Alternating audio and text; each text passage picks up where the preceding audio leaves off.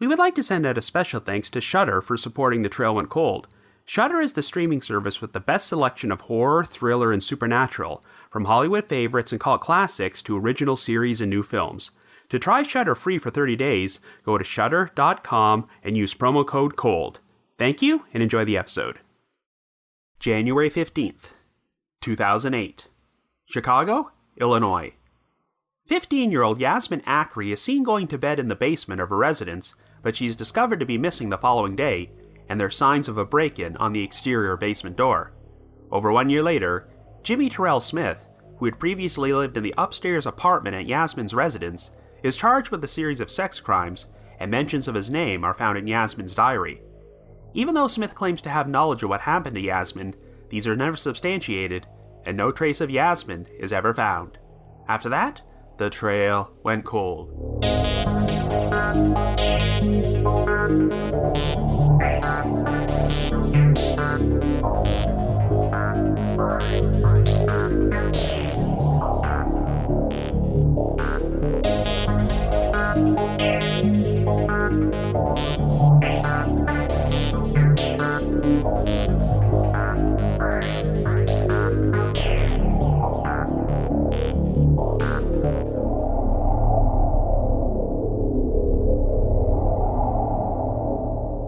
Hello everyone, and welcome to the latest episode of The Trail Went Cold. I'm your host Robin Warder, and today we're going to be covering a missing persons case involving a teenage African-American girl, the 2000 disappearance of 15-year-old Yasmin Acree. Over the years, I've received a few requests to cover this one on the podcast, as this is the sad story of a girl who endured an abusive, traumatic childhood before she was legally adopted by her aunt. After settling into a new life in Chicago, Yasmin would seemingly go missing in the middle of the night from her bedroom in her residence's basement, but even though there were signs of a break-in and a possible abduction, no one could figure out what happened to her.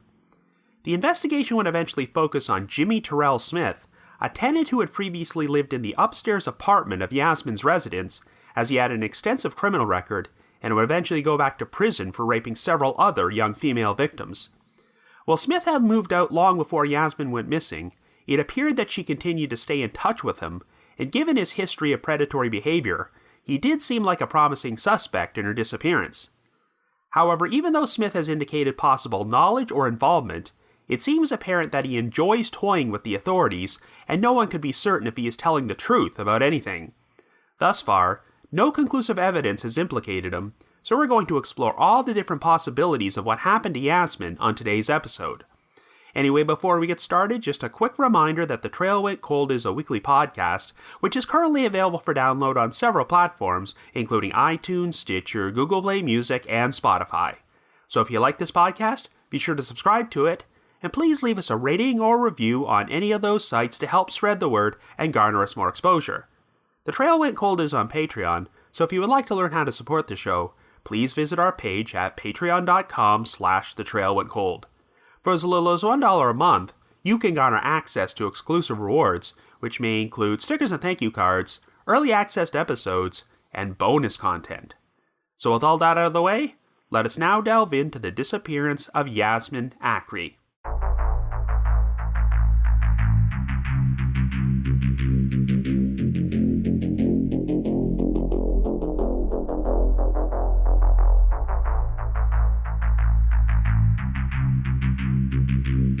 Our story begins on the west side of Chicago in 2008. Our central figure is Yasmin Acree, a 15-year-old African-American girl who lives in a two-flat apartment house on West Congress Parkway in the North Austin neighborhood, with her 51-year-old adoptive mother, Rose Mae Starnes, as well as Rose's live-in boyfriend, Charles Burt. Yasmin and her older brother DeMarcus were originally born in Kentucky, but were both forced to endure traumatic childhoods. Since they were being raised by a drug-addicted single mother, the two children were removed from her care while they were still toddlers. For the next several years, the two siblings would be passed around through group homes and the foster care system, and they were both sexually abused. In 2001, Yasmin and DeMarcus were placed in the care of Rose Mae Starnes, who was their aunt by marriage, and took them to live with her in Chicago. 5 years later, after their biological mother died of cancer, Rose legally adopted both of the children. However, Yasmin and DeMarcus suffered from behavioral and emotional issues as they were constantly fighting, and were both on medication for attention deficit hyperactivity disorder. For years, they were seen by caseworkers from the Illinois Department of Children and Family Services, and therapists described Yasmin as having low self-esteem and boundary issues due to her abusive past. In fact, one caseworker recommended that Yasmin be given a quote-unquote safety plan to protect her from being abused and to safeguard other kids she interacted with. In 2007, when DeMarcus was only 16 years old, Rose put him out of her home. In spite of these personal issues, Yasmin excelled in middle school as she was an honor student with excellent grades. She was the salutatorian of her graduating class, and she even competed in the regional spelling bee. When Yasmin started high school, her grades slipped in a huge way and she was not doing well academically, but she still managed to excel as part of the Youth and Development Program at the North Lawndale YMCA. Yasmin was known for being sociable and attentive with the younger children there, so much so that the YMCA was considering giving her a job with their mentoring program that upcoming summer. On the morning of Tuesday, January the 15th, Rose dropped off Yasmin at school before traveling to the city of Elgin, where Rose planned to spend the night with her lone biological daughter and her grandchildren. After school ended, Rose went to the YMCA before she was given a ride home. Since Rose was gone overnight, Yasmin would be watched over by Rose's boyfriend Charles Burt, who rented a room at the residence. Yasmin's bedroom was located in the basement, and according to Charles, he last saw Yasmin at around 9:30 p.m. She was dressed in her pajamas at the time, and told Charles that she was going downstairs to do a load of laundry before she went to bed, but this would turn out to be the last time Yasmin was confirmed to be alive. The following morning, Charles went outside to take out the garbage and noticed that an exterior door to the basement in the alley beside the residence was open. When Charles took a closer look at it, he noticed that the door appeared to have been forced open, busting the door jamb, and a padlock which sealed a gate located in front of the door had been cut, possibly by bolt cutters. Yasmin was not in the basement, and Charles could not find her anywhere, but assuming she had already left for school, Charles headed for work. Charles did attempt to call Rose to tell her about the door, but he couldn't get a hold of her, as Rose was gambling at a casino in Elgin that morning and claimed that her cell phone wasn't working properly. When Rose returned home that afternoon, she assumed Yasmin was still at school, but then remembered that the school was only scheduled for a half day.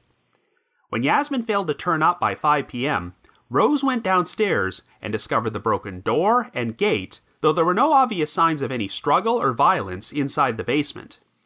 The load of laundry Yasmin had done the previous night was finished, and her bed appeared to have been slept in, but it was also unmade, which was very uncharacteristic of Yasmin whenever she woke up in the morning.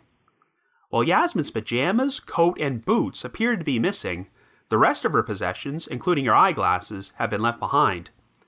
This caused enough concern that Rose decided to call 911 to report Yasmin missing, but even though officers from the Chicago Police Department soon showed up at the residence, they did not seem to take the disappearance all that seriously at first. They suggested the possibility that Yasmin might have stayed late at school for an athletic event, and even went to the school to look for her without success. However, even though Rose told the police about the broken door in the basement, they never even bothered to go downstairs at all during their initial visit. They did not dust for fingerprints or treat the basement as a potential crime scene, and never even took the broken padlock on the gate into evidence until they returned to the residence a few days later. At the outset, the police seemed to believe that Yasmin was a runaway, but Rose adamantly denied this, stating, quote, "She's not the runaway kind. She's a very scared person. She had a hard time trying to learn how to ride the bus," end quote. Since Yasmin was initially classified as a runaway, Rose had no success at attaining coverage from her disappearance from the media. So Rose turned to her first cousin, Reverend Yasmin Acree of the Greater St. John Bible Church, who helped raise awareness about the case by distributing missing persons flyers and offering a reward for information. The church organized rallies and vigils for Yasmin and publicly expressed their belief that she was not getting the attention she deserved because of her race. The newfound publicity finally prompted the Chicago PD to perform a full investigation into Yasmin's case, and while they remained very defensive at first, they eventually admitted that they had made some serious errors. After Rose filed a formal complaint, the Internal Affairs Division sent her an apology letter in which they claimed that a sergeant and 2 officers had been punished for how they handled the case, stating, quote, All available evidence was evaluated, and it has been determined that misconduct on the part of the department members was proven." End quote. For the next 3 years, Yasmin's disappearance continued to receive sporadic coverage from the media, but in March of 2011, investigative reporters Gary Marks and David Jackson published an extensive series of articles about the case in the Chicago Tribune, which revealed a lot of new information. Yasmin's brother DeMarcus was interviewed and alleged that Rose had been abusive towards him and his sister while they lived in her home, claiming that they were often beaten, whipped, and locked in the basement. Rose did acknowledge that due to the children's severe behavioral issues, she did sometimes use physical punishment to discipline both of them, which included whipping Yasmin with a belt and DeMarcus with an extension cord. She also admitted to having confined Yasmin in the basement whenever she acted up, stating, quote, "I didn't want people finding out about Yasmin, and I didn't want Yasmin doing things to other kids." End quote. The articles also went into greater detail about Yasmin's alleged issues with boundaries, as she had a history of seeking inappropriate contact with others and opening herself to advances.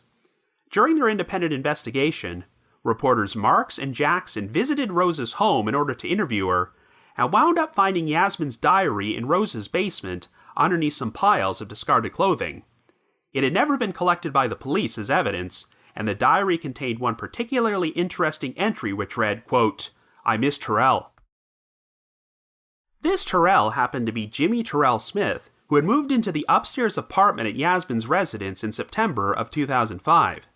At the time, Smith was 35 years old and had just been paroled after serving a 10-year prison sentence for attempted murder. Smith's father, Jimmy Lee Hopkins, was also an ex-convict, but he happened to be a longtime friend of Rose's and was living in a rented room in the basement.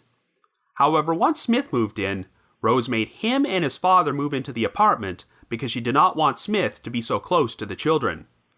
By the time Yasmin went missing, both Smith and his father had moved out of the residence, but she referenced Smith's name in her diary on 2 separate occasions. At one point, she even mentioned Smith's quote-unquote sexy ass, and it was apparent that they had remained in contact after Smith moved out. In fact, witnesses would claim they once saw Yasmin at a gathering held by Smith's family, where Smith reportedly gave her a beer and was seen stroking her hair. Smith was also seen at a gathering at a family friend's house, which Yasmin attended 2 weeks prior to her disappearance.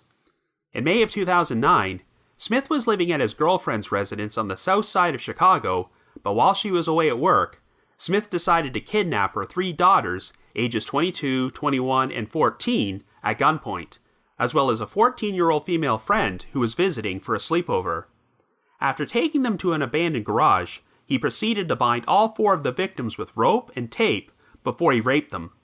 He choked and smothered at least 2 of the victims until they passed out and left them there, but they managed to escape and report the incident to the police, and Smith was soon arrested and charged with 4 counts of aggravated criminal sexual assault and aggravated kidnapping.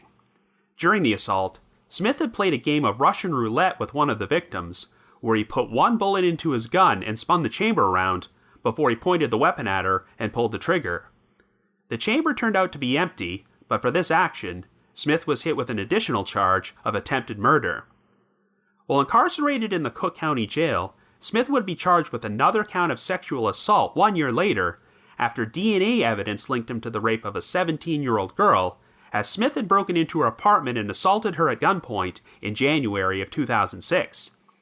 For over a year following Yasmin's disappearance, investigators were unaware that Smith had once lived in a residence, as Rose did not share this information until she learned about his arrest for kidnapping and sexual assault on the news and decided to come forward. Smith's name was never publicly mentioned in connection with Yasmin's case until the publication of those aforementioned Chicago Tribune articles in March of 2011. During this time period, Smith was still in the Cook County Jail awaiting trial, but he agreed to do interviews with the media about Yasmin. He denied any direct involvement in her disappearance, but claimed that he knew what happened to her, and he also said that he was responsible for the unsolved murders of 3 other women and 1 man. Smith provided very few specific details about these other alleged murders, though he did say there were photographic negatives to support his story, which he had hidden inside an attic vent at his former girlfriend's home. At this point, the house had been abandoned, but police performed a search of the residence, though they would not publicly comment on any evidence they might have found. Smith was also interrogated about Yasmin's case by the police, who once again would not comment on anything he might have said, though Smith did tell reporters that he provided details about the clothing and jewelry Yasmin wore when she disappeared, and quoted words that were supposedly written in a notebook inside a backpack Yasmin had been carrying. At one point, Smith made a cryptic hypothetical statement about how a body could have been burned in the backyard of a West Side apartment building where he lived in 2007 and 2008. In 2013, Smith was visited in jail by Reverend Ira Acree and reportedly confessed that he had been present when Yasmin decided to kill herself. Fearing that he would be blamed for her suicide, Smith decided to place Yasmin's body inside a garbage can and set it on fire before he disposed of her remains. However, no evidence has ever been found to substantiate Smith's story. Believe it or not, following his arrest, Smith would spend nearly 7 years in jail before he finally stood trial for his other sexual assaults, as he kept using legal rambling to postpone the proceedings until he ultimately decided to represent himself as his own defense counsel. In March of 2016, just as the trial was finally set to begin, Smith surprised everyone by deciding to plead guilty to 4 counts of aggravated criminal sexual assault, and he would later be sentenced to 110 years in prison. As for Rose Mae Starnes, she sank into a deep depression following Yasmin's disappearance, which caused her health to rapidly decline. In February of 2014, after struggling with diabetes and kidney problems, Rose passed away at the age of 57. So after nearly 14 years, there's still no conclusive answers about what actually happened to Yasmin Acree. So I guess you could say, the trail went cold. But before we continue, we would like to take a few moments to thank our sponsor, Shudder. We've entered the month of October, and if you're a horror fan like I am, you'll know that there's no better way to count down to Halloween than by consuming your favorite horror films and TV shows. And that's why it's a godsend to have Shudder. Shudder is a streaming service which has the best selection of horror, thriller, and supernatural movies, series, and originals, from Hollywood favorites and cult classics to original series and critically acclaimed new genre films. You can stream all this great content ad-free for only $5.99 per month or $56.99 per year. You will get unlimited access to play their unique collection on your favorite devices, such as iPhone, iPad, Apple TV, Xbox One, Amazon Fire TV, Google Chromecast, Roku, Android devices, you name it. New supernatural terrors, edge-of-your-seat thrillers, and shocking horrors are added each week. Shudder has just kicked off its annual 61 Days of Halloween, a 2-month supersized celebration full of new movies and series for the spooky season. This includes a new season of Creepshow and VHS 94, a brand new installment in the acclaimed found footage anthology franchise. I first signed up with Shudder a few years ago and went through so many titles in their catalog. I remember that one of the very first films I tried was the ultra-violent Shudder original, Revenge, a 2017 French thriller about a woman who gets vengeance on the men who assaulted her in the most insane, bloody ways imaginable. Shudder has an extensive international library, and I don't think I ever would have heard of this hidden gem were it not for this service. But of course, they also feature a number of well-known classics as well, such as one of my personal favorites, the 1976 Brian De Palma-directed adaptation of Stephen King's iconic book, Carrie. Shudder has such a vast selection of content, so get started streaming the best horror, thriller, and supernatural content. To try Shudder free for 30 days, go to Shudder.com and use the promo code COLD. That's SHUDDER.com with the promo code COLD to try 30 days free. Thank you, and enjoy the rest of this episode.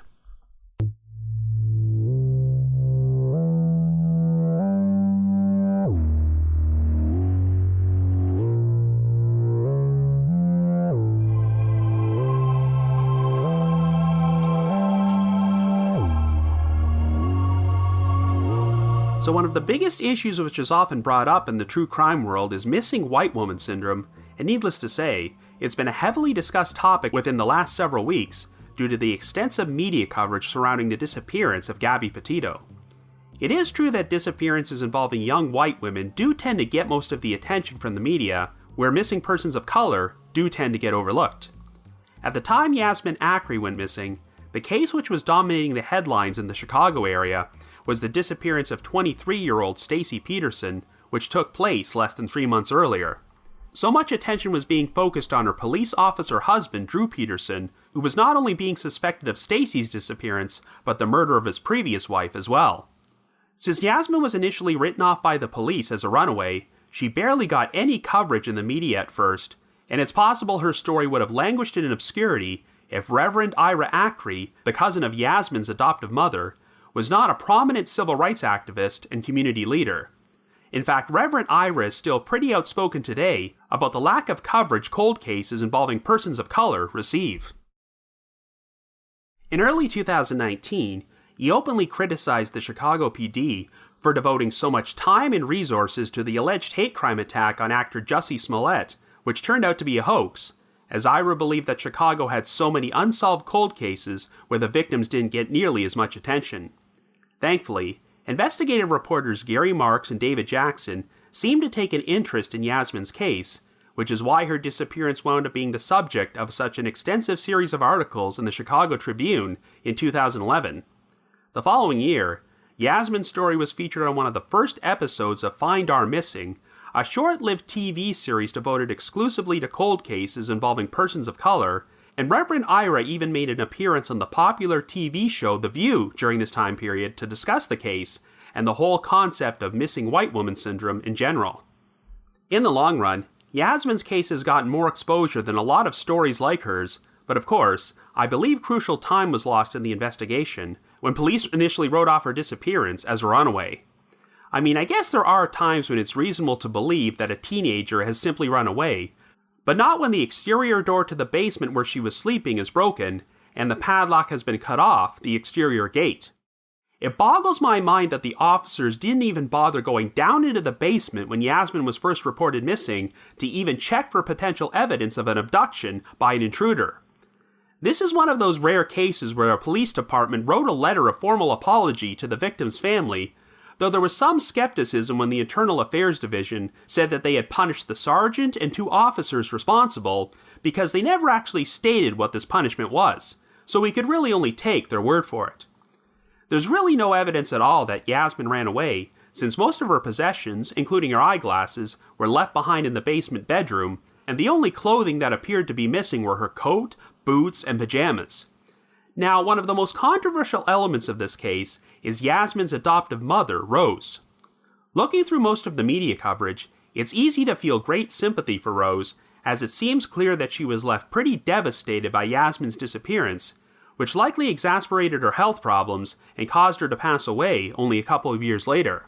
However, when Yasmin's brother DeMarcus spoke out in the Tribune articles, he accused Rose of being abusive towards both him and Yasmin, and she never even denied it, admitting that she was sometimes forced to whip them and lock them in the basement because of their disciplinary issues. In that same article, the children's grandfather said that he would try to take them into his house on weekends because he did not feel it was a good situation at Rose's house, and it's unclear what exactly led to DeMarcus leaving at age 16.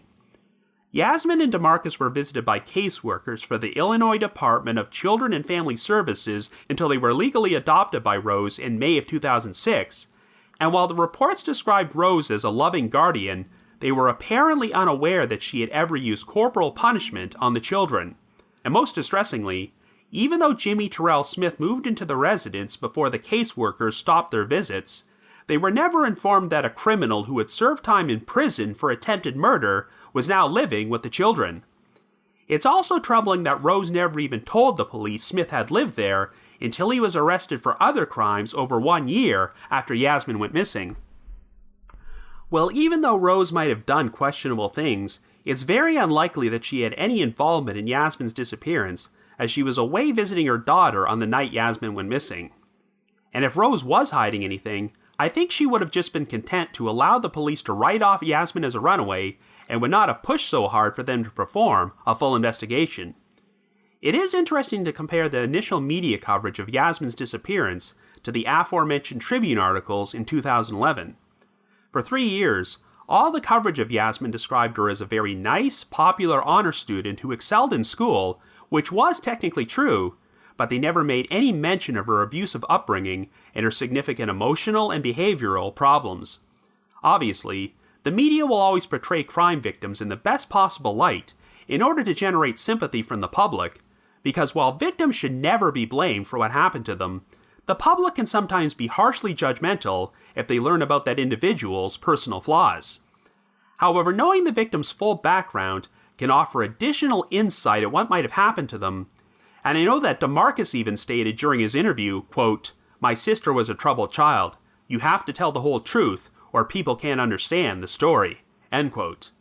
Indeed, Yasmin had a very troubled childhood which no one should ever have to go through, but it sounds like she had made significant strides since she excelled academically, was very sociable, and was being considered for a position with the YMCA's mentorship program. In the past, some therapists and caseworkers had cautioned Rose about leaving Yasmin alone with other children, but I don't think the YMCA would have been tasking Yasmin to work with kids if she had not made considerable improvement. It sounds like one of Yasmin's biggest issues, which was amplified by her abusive childhood, is that she had little sense of boundaries and would seek inappropriate contact with others. That's a pretty significant piece of information, considering there were entries in Yasmin's diary which suggested she had a crush on Jimmie Terrell Smith and missed having him live at the residence, and there were also witnesses who recalled seeing Smith act inappropriately with her. Given Smith's history of sex crimes against other young females, there's a pretty good chance that he was grooming her.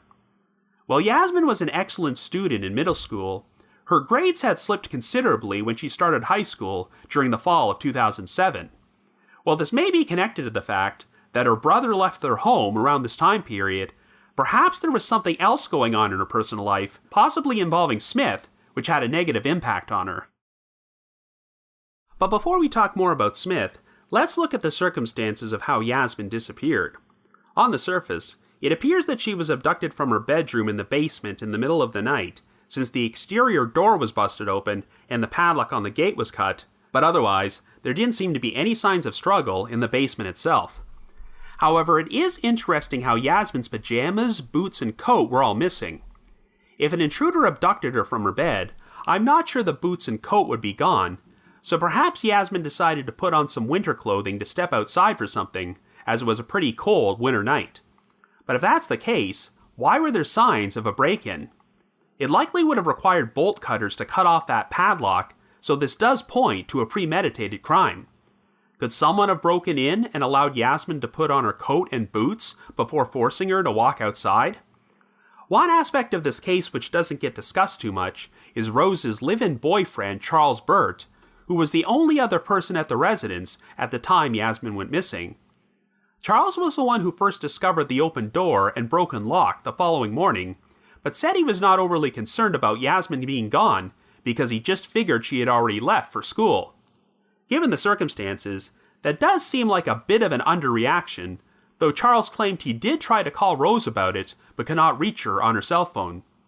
We really don't have all that much information about Charles, but the Tribune articles from 2011 stated that Rose had recently obtained an order of protection against Charles because he allegedly struck her, so it seems like the relationship did not turn out well, and Charles was no saint either.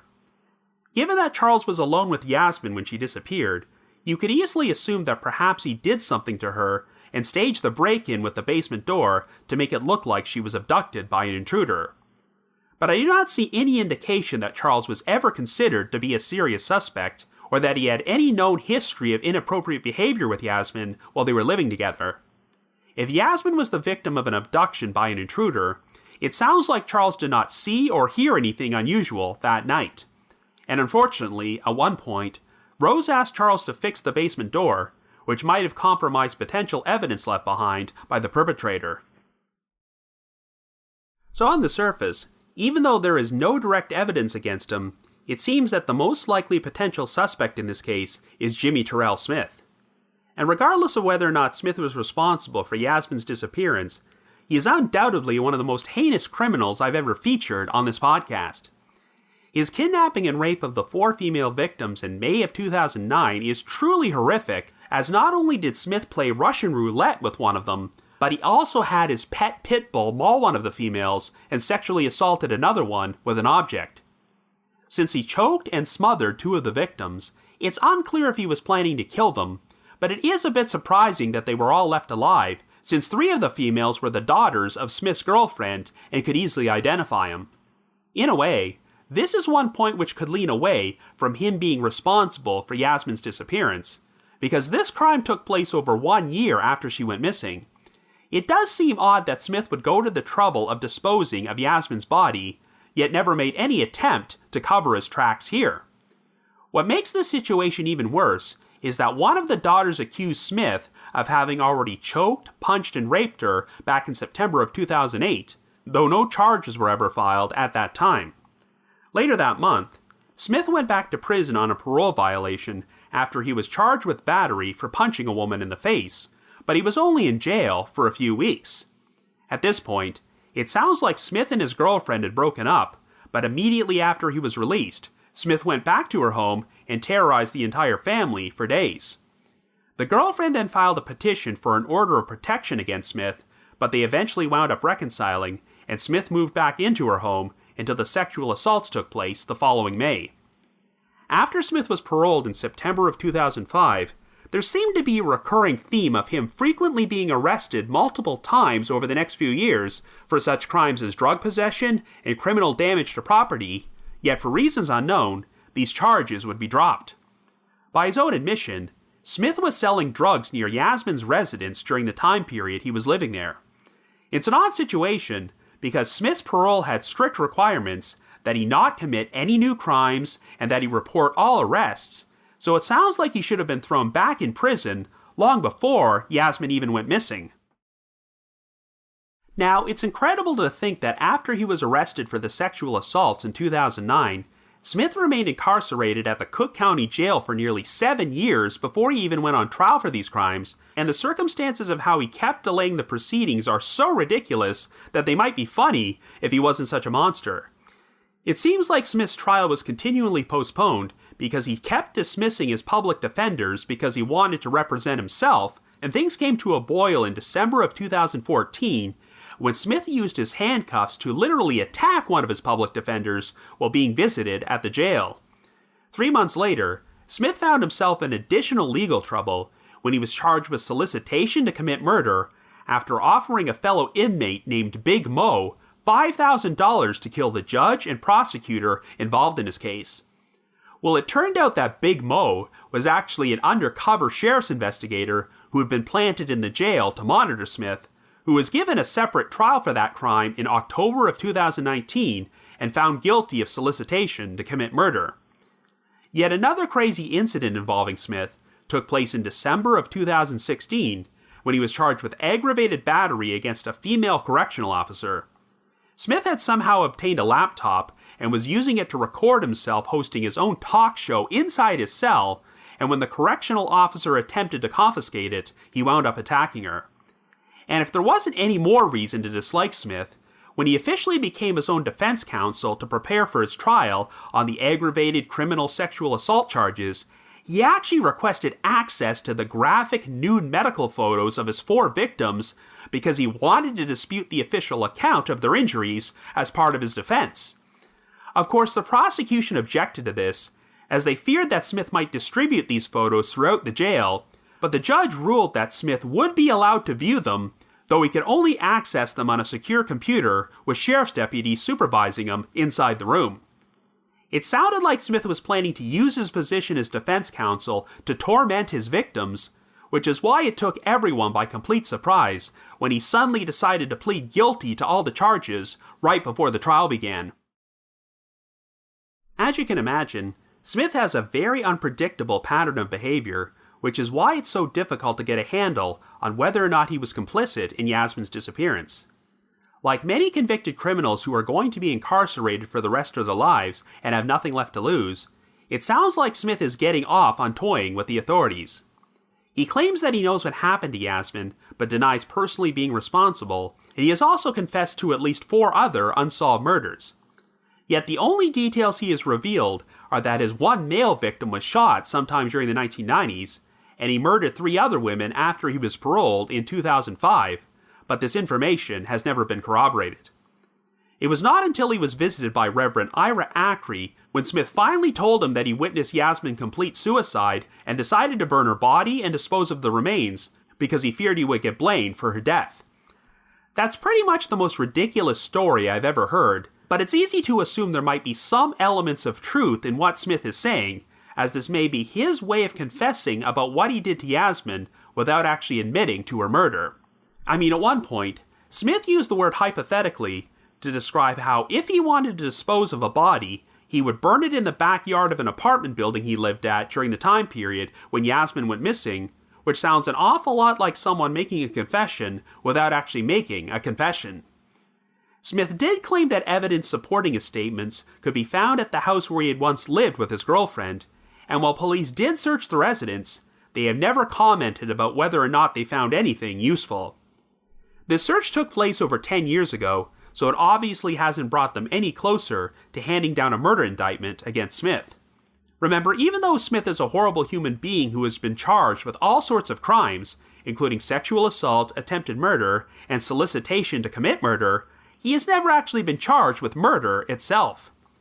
There is technically nothing that places Smith in the basement on the night Yasmin went missing, and because he was not investigated as a potential suspect until years after the fact, a number of key details, such as whether or not Smith might have had an alibi that night, are unclear. When Smith committed the kidnapping and assault on the 4 females in 2009, he made the calculated decision to do so while their mother was away at work.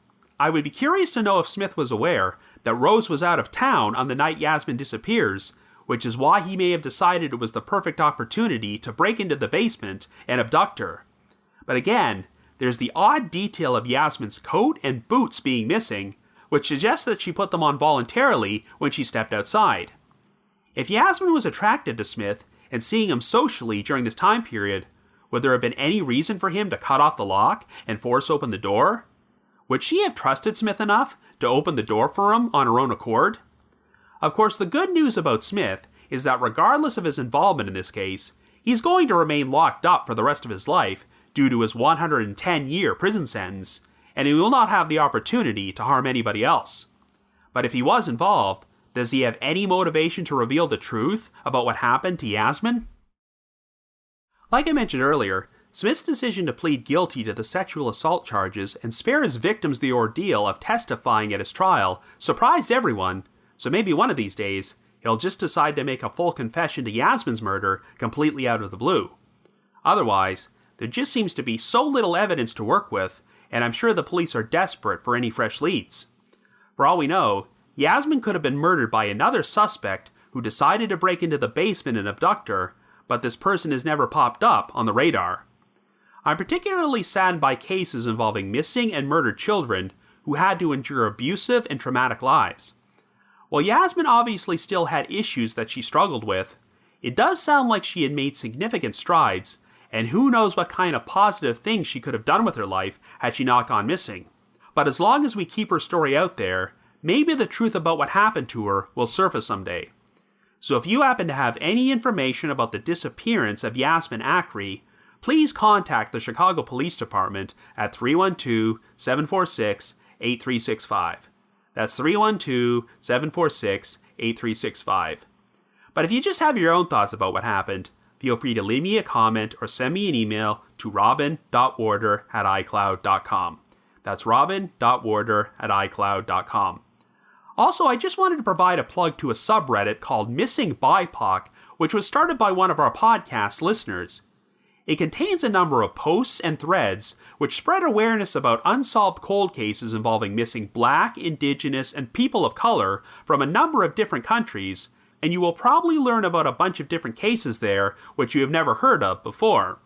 Once again, the subreddit is called Missing BIPOC, BIPOC, and I will provide a link to it in our show notes.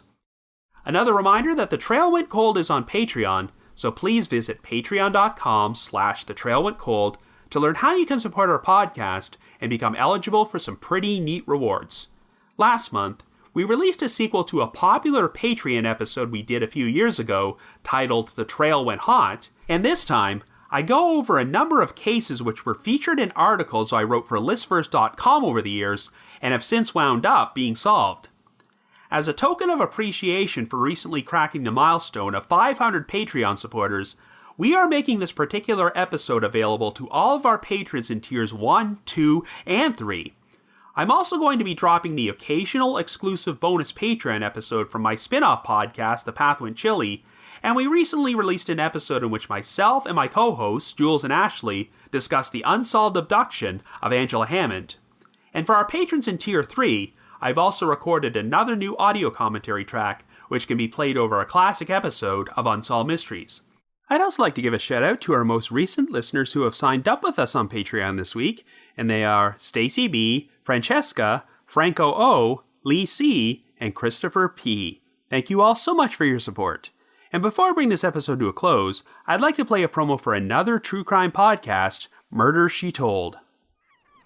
Growing up as a latchkey kid in a small town in Maine, I always assumed I was safe. After all, unless it makes national news, murder isn't something people talk about around here. But that doesn't mean it doesn't happen. Murder, She Told is a true crime podcast featuring crime stories, unsolved murders and missing persons, and baffling cold cases from my home state of Maine, New England, and small towns across America. These are the crime stories your hometown doesn't want to talk about, the mysteries buried deep in the newspaper archives of local American history. These are the homicides you've probably never heard of before. Through detailed storytelling and connections with family, friends, and investigators closest to the case, Murder, She Told will hit home for any true crime fan, whether you're from Maine or from away. Visit murdershetold.com to suggest your hometown crime story, and subscribe now wherever you get your favorite podcasts. I'm Kristen Seavey, and this is Murder, She Told. I'm also pleased to announce that The Trail Went Cold has been added to the lineup for Podcast Row at CrimeCon 2022, which is being held in Las Vegas from April the 29th until May the 1st. If you would like to purchase tickets, we already have our own personalized promo code to get a discount. So to receive a 10% discount off a standard badge, please visit crimecon.com and enter the promo code TRAIL. Once again, that's crimecon.com and the promo code is TRAIL. In addition, I wanted to provide another reminder that I hold live streaming sessions on a platform called Get Vocal. Every Thursday night from 7 until 8 p.m. Eastern Time, I host what is essentially an after show for each week's podcast episode, where I have an interactive discussion about the featured case from said episode and answer questions and address comments from listeners. I always include a link to these sessions in our show notes, so be sure to check there for more information or visit getvocal.com. That's GETVOKL.com. I just wanted to give another shout out to my supporters at the Unsolved Mysteries message board at the Sitcoms Online forum and the Unresolved Mysteries subreddit. I need to provide a big thanks to Miguel Foote, who edits and assembles this podcast together for me, and Vince Nitro, who composes the eerie music you hear on every episode. If you haven't already, you can like us on Facebook, follow us on Twitter, or leave us a rating or review on Apple Podcasts, Stitcher, Google Podcasts, or Spotify. So have yourself a good week, and join us next Wednesday as we are going to start releasing this year's Halloween-themed episodes of The Trail Went Cold.